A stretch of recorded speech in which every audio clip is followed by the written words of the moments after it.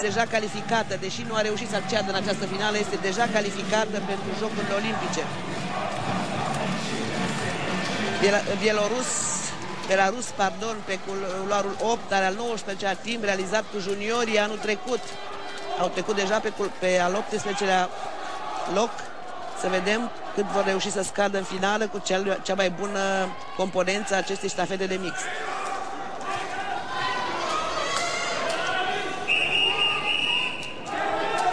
Italia, Franța, Rusia și Germania vor lupta pentru medalii, iar Ungaria, care își doresc și medalie, luptă și pentru o asigurare a timpilor vizând participarea la Jocurile Olimpice.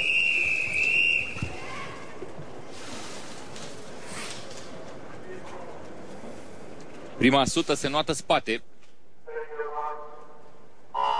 Da, se pleacă cu spate, tocmai pentru că statul în acest procedeu se dă din apă și n-ar putea fi făcut schimbul de pe bloc start de urmă de al doilea. Să nu uităm că și România a avut la europenele de la Eindhoven a prezentat o ștafetă de mix, ștafetă care s-a și calificat pentru Jocurile Olimpice din 2008 de la Beijing, dar n-au reușit să acceadă în finala olimpică. Grecia, Italia și Franța, un podium mediteranean după prima lungime. Da. Să vedem Ungaria și Rusia.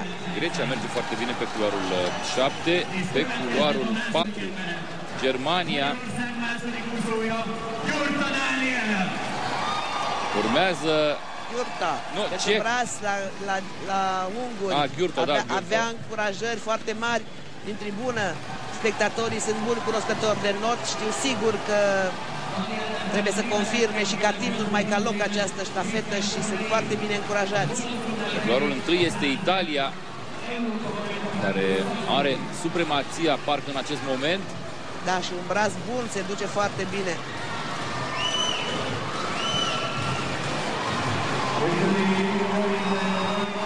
Italia, Ungaria, Germania, primele 3 poziții după prima lungime de braț.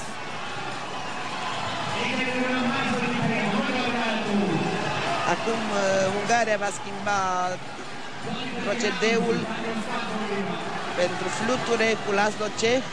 Scozzoli a fost pentru Italia pe acest al procedeu. Doilea la 100 braț, sigur că da, el a făcut diferența în acest procedeu. Ungaria a reușit să plece imediat după Italia. Este Laszlo Ceh. Laszlo Ceh fluture. Laszlo Ceh sigur va aduce avantaj echipei sale. Germania e cu Fonlen. Italia, dar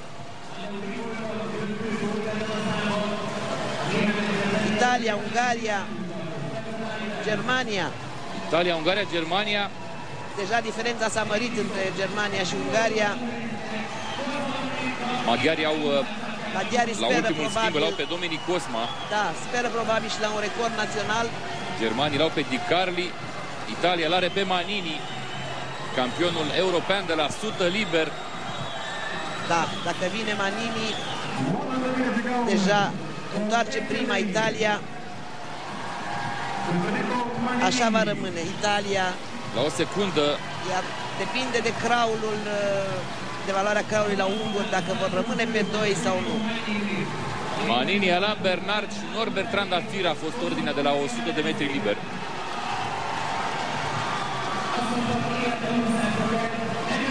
Manini dezlănțuit.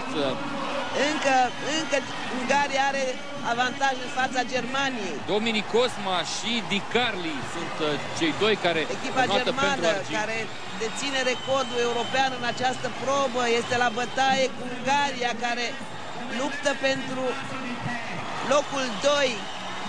Italia câștigă această probă aproape de recordul competiției. Da. Italia, Germania și Ungaria.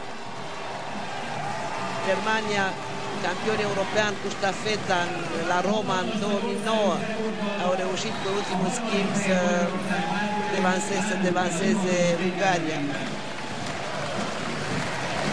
26 de medalii Ungaria, 17 medalii Germania. Italia aproape, cred că are 20 sau 19, este a 6-a medalie de aur pentru Italia la acest campionat european. Ce podium avem la medalii! Este exact podiumul acestei finale. În altă ordine, evident, Italia pe prima poziție, Germania pe locul 2, Ungaria pe locul 3. Sunt cele mai medaliate delegații de la Debrecen 2012. Da. Italia o bună ștafetă de mixt, foarte bună. Ungaria a încropit-o bine pentru că au reușit un timp deosebit, care se pare că este recordul lor național.